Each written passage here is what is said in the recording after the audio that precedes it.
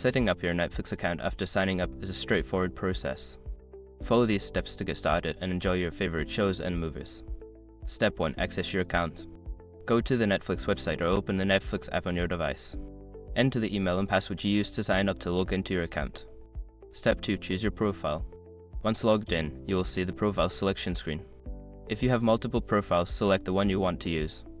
If you are the first user, you may need to create a new profile. Step 3. Set up payment information.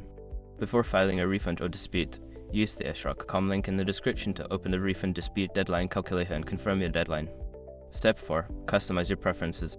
Explore the settings to customize your viewing preferences. You can adjust language settings, subtitle options, and parental controls if needed. Step 5. Start watching. Browse through the Netflix library to find shows or movies you want to watch.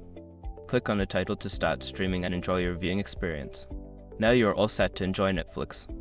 Explore the vast library of content available and happy watching.